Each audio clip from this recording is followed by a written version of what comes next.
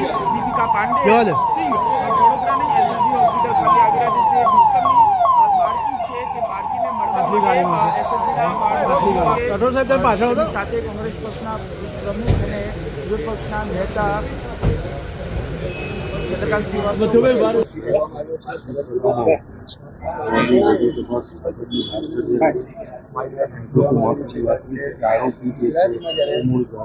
आदरणीय हेमंत सोरेन जी, मुख्यमंत्री झारखंड सरकार ने हम 3 सदस्यों की टीम गुजरात भेजा है.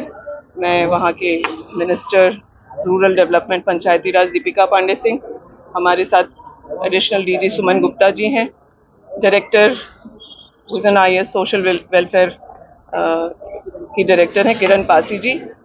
और आप लोगों की भी जानकारी में होगा कि झारखंड की एक 9 साल की बच्ची के साथ बहुत विभत्स घटना हुई है भरूच में. संज्ञान में आने के बाद आदरणीय हेमंत सोरेन जी ने ये डेलीगेशन भेजा है. हम लोगों का कंसर्न ये है कि उस बच्ची को मेडिकल अटेंशन प्रॉपर मिलना चाहिए, जिसको हम लोगों ने अभी आकर के यहाँ देखा है. साथ ही साथ हम सभी जानते हैं कि झारखंड के बहुत सारे माइग्रेंट्स गुजरात में हैं और इस तरह के क्राइम होने पर इन्वेस्टिगेशन किस तरीके से चल रहा है. इस तरह की सिचुएशन में ये तो एक एक्सट्रीम केस था, लेकिन अन्य भी जो छोटी बड़ी क्राइम की घटनाएं होती रहती हैं उसमें हमारे यहाँ से आए लोगों को क्या असिस्टेंस मिल रहा है. साथ ही साथ हम लोगों की यह भी चिंता है कि जो बस्तियां हैं यहाँ पर जो माइग्रेंट्स के हैं वो लोग किस कंडीशन में रह रहे हैं, क्या हाइजीनिक सिचुएशन है, सेफ्टी सिक्योरिटी की बात है. और जो कंपनी उन लोगों को यहाँ लेकर के आती है लोकल कॉन्ट्रैक्टर्स के माध्यम से, वो उनके वेलफेयर की चीज़ों को कहाँ देख रहे हैं.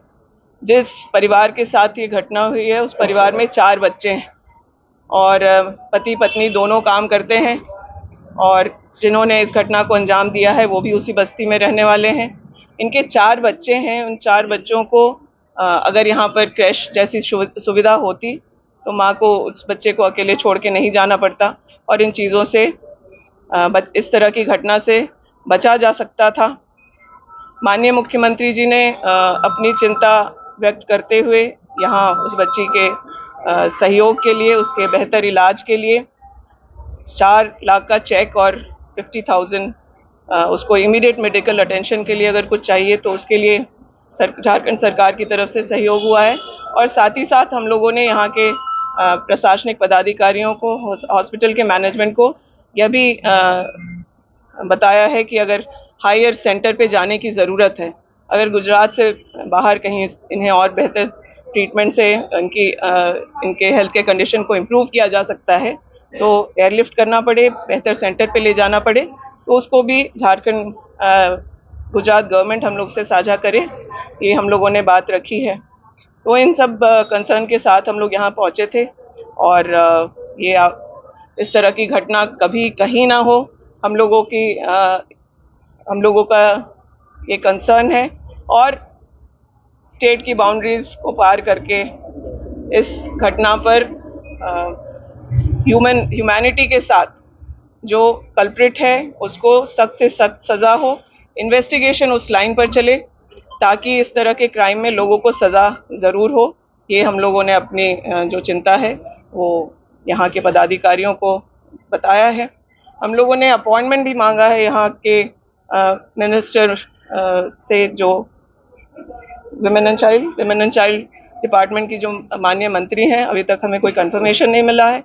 हम लोग कुछ देर और भी इंतज़ार करेंगे और प्रयास करेंगे कि जो हम लोगों की चिंता है कि माइग्रेंट्स काफ़ी संख्या में यहाँ पर हैं और कोविड के समय भी हम लोगों ने देखा कि अगर झारखंड गवर्नमेंट के प्रयास नहीं होते, हवाई जहाज़ और रेल नहीं चलाए जाते, तो जो माइग्रेंट्स हमारे यहाँ से काम करने यहाँ गुजरात आते हैं तो उनकी बहुत देखभाल नहीं हो रही थी. तो उसी कड़ी में हम लोग आगे इस तरह के क्राइम सिचुएशंस में सरकार सेंसिटिवली काम करे, सक्रियता से काम करे और राज्य में पॉलिसीज़ ऐसे हों जिससे माइग्रेंट्स के भी का भी वेलफेयर और सेफ्टी सिक्योरिटी देखा जाए. डॉक्टर्स हम लोगों ने उन्हें बताया है वो कह रहे हैं कि वो चीज़ों को संभाल लेंगे और किसी एक सर्जरी की तैयारी हो रही है जिस पे वो गार्जियन से बात कर रहे हैं। फिर आगे फर्दर क्या डेवलपमेंट है वो साझा करेंगे। मैम, तो हम आपका आपसे बताएंगे। गुजरात की कानून और व्यवस्था की स्थिति के बारे में आपकी क्या राय है? देखिए, आज हम लोग जिस परिस्थिति में आए हैं, आप लोग जानते हैं, किसी छोटी बच्ची के साथ, किसी नाबालिग के साथ, 9 साल की बच्ची के साथ इस तरह की घटना हो रही है, तो ये चिंता का विषय तो है। और ये गुजरात हो, कोई अन्य राज्य हो, मुझे लगता है कि इस पर राजनीति से ऊपर उठ करके हम लोगों को, सब लोगों को काम करना चाहिए। अच्छा, इस तरह से बहुत सारी दुष्कर्म की घटनाएं सामने आती है, इसी घटना में झारखंड सरकार आगे क्यों आ रही है? जो आरोपी है वो झारखंड का है, इसीलिए झारखंड का आरोपी से ज्यादा इस बात के लिए कंसर्न है कि झारखंड से कई माइग्रेंट्स सिर्फ गुजरात में ही नहीं अन्य प्रदेशों में भी हैं। उनके सेफ्टी के बारे में, उनके सुरक्षा के बारे में, उनके लिविंग कंडीशन के बारे में अन्य राज्यों में आज गुजरात में आकर के झारखंड के मजदूर काम कर रहे हैं। यहाँ से अगर वापस चले जाएंगे तो गुजरात का जो इंडस्ट्रियल बेल्ट है वो ठप हो जाएगा। लेकिन जब इतना काम वो यहाँ कर रहे हैं, वो अपना मैन पावर झारखंड से यहाँ लेके आ रहे हैं, तो उनके वेलफेयर का भी काम गुजरात की सरकार को करना पड़ेगा। उन्हें जिम्मेदारी उठानी चाहिए। वो जिस वर्किंग कंडीशन में काम कर रहे हैं, इस तरह के जो कंपनीज हैं, वो क्रैश की सुविधा हो, बच्चों को स्कूल जाने की सुविधा हो, क्योंकि बच्चों का जो उम्र है वो स्कूल में पढ़ने का था। तो अगर कोई अपना राज्य छोड़ करके गुजरात चला आया है तो वो शिक्षा से वंचित हो जाए, ये भी सही नहीं। अच्छा, आपका नाम क्या है वो बताइए। बिल्कुल आपको बताया गया है, आपको मैंने खुद ही साझा किया कि वो उसी बस्ती का रहने वाला है, लेकिन वो बिना परिवार के रह रहा है। किस तरीके से रह रहा है, इस तरह की घटना उस तरह के बस्तियों में ना हो। क्राइम करने वाला किसी राज्य का, किसी जाति का, किसी धर्म का नहीं है। क्रिमिनल इज अ क्रिमिनल, और इस तरह की घटना किसी 9 साल की बच्ची के साथ ना हो। इसके लिए बहुत ज़रूरी है कि दोषी कोई भी हो, उसे सख्त से सख्त सज़ा हो और वो एग्जाम्पल हो, ताकि इस तरह की घटना फिर से ना हो। गुजरात बिल्कुल ये नहीं कह रही हूँ कि सेफ है कि नहीं है। माइग्रेंट्स यहाँ आए हैं, उनके साथ घटना हो रही है, और ये घटना अगर गुजरात में हो रही है तो गुजरात की सरकार को इसको संभालना चाहिए।